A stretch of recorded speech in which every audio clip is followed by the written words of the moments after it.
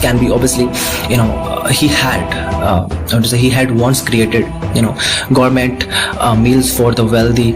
Now he fed the most vulnerable, and in that he found a far richer joy. So enduring hardships, unbreakable spirit, right? So here the journey was not paved with applause.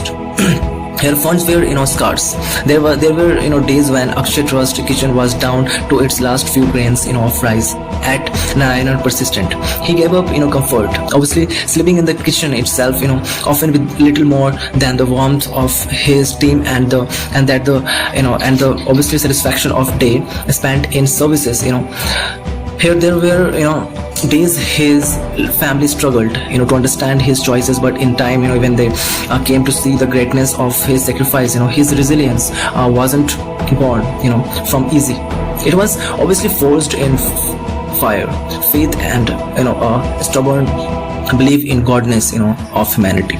So the world, the world, I mean to say, the world takes notice. In 2010, Narayanan Krishnan's story here resonated around the globe when he was honored as a CNN hero, but the real donor was always in the smiles of those he served. To date, he has served over 1.2 million meals.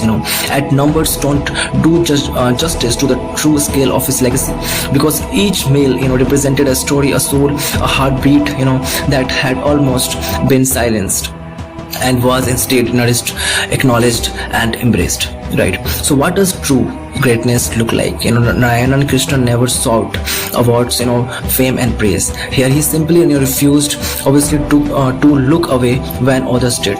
His life is a reminder that heroism doesn't always wear cap and stand on a podium. And sometimes it walks barefoot through the alleys of suffering, carrying food, hope, and dignity in its hands. Right. So here the road ahead, a call to all of us today, as Akansha Trust, here Akansha, it's not Akshay, sorry, is Akansha Trust continues to grow and obviously evolve. Narayanan's missions is far from over. Right. There are still too many bellies here that go empty, too many hearts, right, that go unnoticed, too many forgotten souls here waiting for someone to look their way. But his story plants the questions in each of us. What will your act of kindness be, and what hunger, physical and emotional, will you help easy, right? What small spark of compassion could you ignite in a world that desperately needs light? You don't have to serve a million meals, right?